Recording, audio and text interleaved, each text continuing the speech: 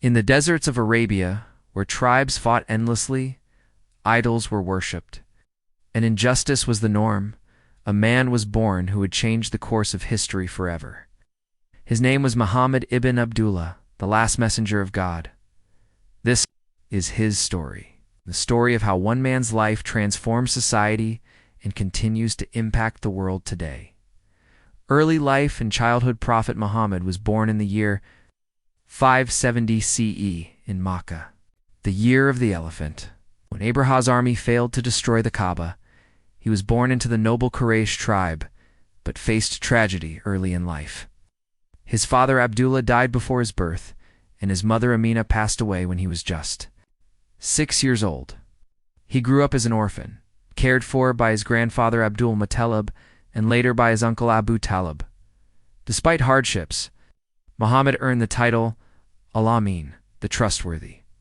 He worked as a shepherd and later as a merchant, known for his honesty and fairness in trade. At 25, he married Khadija Ra, a respected merchant widow, and their marriage was filled with love, loyalty, and support. The first revelation. Muhammad was deeply disturbed by the idol worship and moral corruption of Makkah. Seeking peace, he would retreat to the cave of Seerah for reflection at the age of 40. In the year 610 CE, everything changed. Angel Jibril appeared with the words, "Read, in the name of your Lord, who created." Terrified yet humbled, Muhammad returned home, where Khadija Ra comforted him and became the first to accept Islam. This marked the beginning of a mission that would last 23 years to deliver God's final message to humanity. The Makkah struggle. For 13 years in Makkah, Prophet Muhammad preached the oneness of Allah, justice, and compassion. The Quraysh, however, saw his message as a threat to their power and wealth. Muslims faced brutal persecution. Bilal ibn Rabah was tortured under the scorching sun. Sumayyah became the first martyr of Islam. The Prophet himself was mocked, stoned, and boycotted. Yet he remained patient and steadfast. His companions grew in number. Umar ibn al-Khattab, once a fierce enemy of Islam, embraced the faith and became one of its strongest defenders. But life in Makkah became unbearable.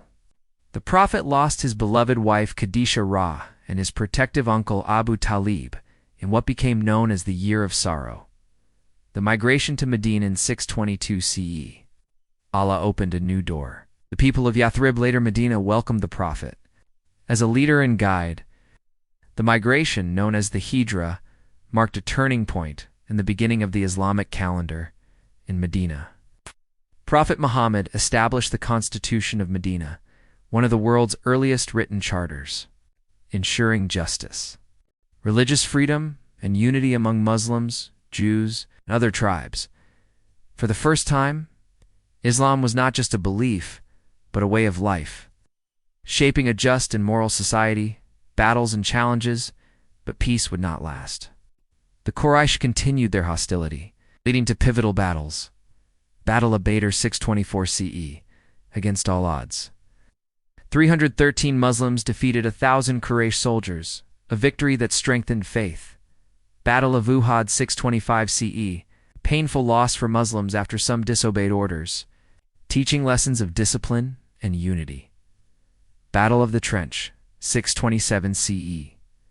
With clever strategy, Muslims defended Medina against a massive coalition, forcing the Quraysh to retreat. The Prophet showed both strength in battle and mercy in victory, earning the respect of allies and enemies alike. The Treaty and Conquest in 628 CE, the Treaty of Hudaybiyah, was signed a truce with the Quraysh. Though some companions felt it unfair, it proved to be a victory of patience and diplomacy. Within 2 years, Islam spread rapidly. Even Khalid ibn Walid, once an enemy general, embraced Islam and became one of its greatest warriors. Finally, in 630 CE, the Prophet returned to Makkah with 10,000 companions. The city that once expelled him was now at his mercy, but instead of revenge, he granted amnesty. He forgave his enemies and declared, "No blame shall be upon you today. Go, for you are free." The idols inside the Kaaba were destroyed, and Makkah was restored as the center of monotheism. The final sermon and passing in 632 CE. During his last pilgrimage, Prophet Muhammad delivered the farewell sermon, summarizing the essence of Islam, the equality of all humans, regardless of race or status, the rights of women, and the sanctity of life and property, the importance of following the Quran and Sunnah. Shortly after, at the age of 63, the Prophet returned. To his Lord, his companions wept, and Umar could not believe it. But Abu Bakr reminded them, "Whoever worshipped Muhammad, know that Muhammad is dead. But whoever worships Allah, know that Allah is alive and never dies." Global impact. The legacy of Prophet Muhammad extended far beyond Arabia. Within a century, Islam had spread across Africa, Asia, and Europe. But his impact was not just political or geographical, it was moral and spiritual. He taught monotheism, abolishing idolatry. He championed justice and equality. Ending tribal arrogance and racial superiority, he established laws of governance, trade, and rights. Inspiring later civilizations and scholars, his message sparked the Islamic Golden Age, leading to advances in science, medicine, philosophy, and art that influenced the modern world. Today, more than 1.9 billion people follow.